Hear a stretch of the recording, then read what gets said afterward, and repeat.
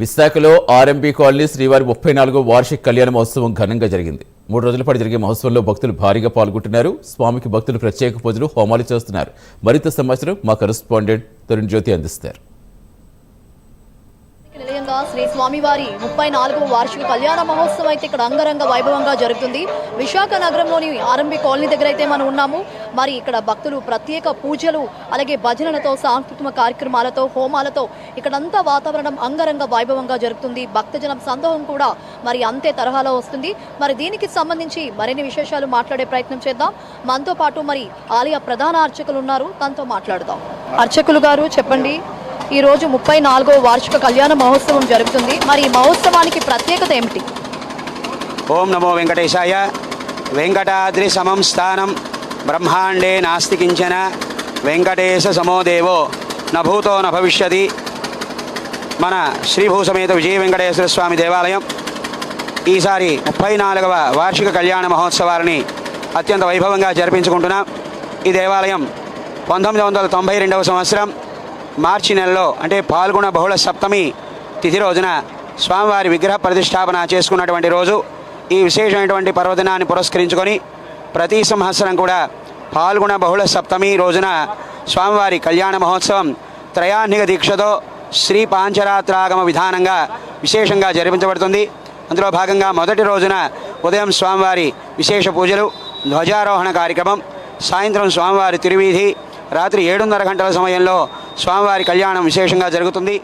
రెండవ రోజున ఉదయం సుదర్శన హోమం, సాయంత్రం వేద పండిత సభ సదస్య కార్యక్రమం, మూడవ రోజున ఉదయం 9 గంటలకు మాధవధారలో స్వామివారి శ్రీచక్ర స్నానం, మహాపూర్ణాహుతి, సాయంత్రం శ్రీ పుష్పయాగం తదితర వైదిక కార్యక్రమాలు విశేషంగా జరుగుతాయి.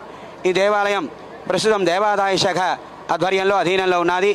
నా పక్కనే మా కార్యనిర్వహణాధికారి శ్రీమాన్ సత్యనారాయణమూర్తి గారు కూడా, అలాగే మా ఆలయ కమిటీ సభ్యులు శ్రీమాన్ నాగేశ్వరరావు గారు, రాధాకృష్ణ గారు తదితర యాజమాన్య వారందరూ కూడా ఈ విశేషమైనటువంటి కళ్యాణంలో పాల్గొని స్వామివారికి విశేషమైనటువంటి గ్రామోత్సవం తిరువీధి కార్యక్రమాన్ని అత్యంత వైభవంగా కోలాటం, తప్పిడిగుళ్ళు, తోడపెద్దు సేవ, స్వామివారి అలంకారాలతో ఉండేటువంటి విద్యార్థులు నృత్య రూపకంతో ఈ విశేషమైనటువంటి తిరువీధి మహోత్సవం వైభవంగా జరుగుతున్నది.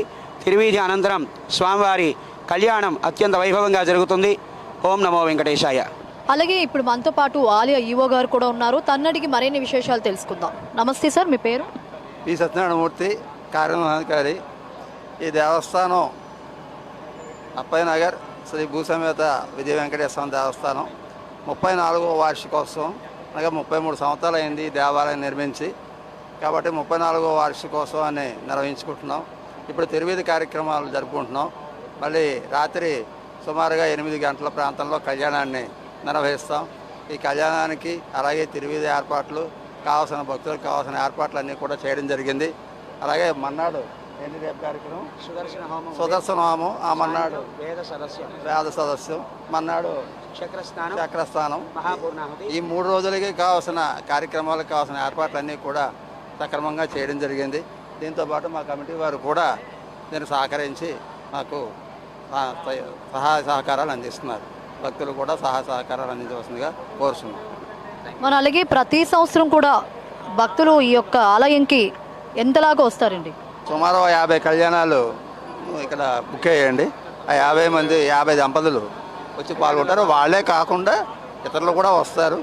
ముఖ్యంగా వాళ్ళు మాత్రం కూర్చుని ఆ కార్యక్రమంలో పాల్గొంటారు. ఇక్కడ ఈరోజు వార్షిక కళ్యాణం అనేది నార్మల్గా ఉంటుంది.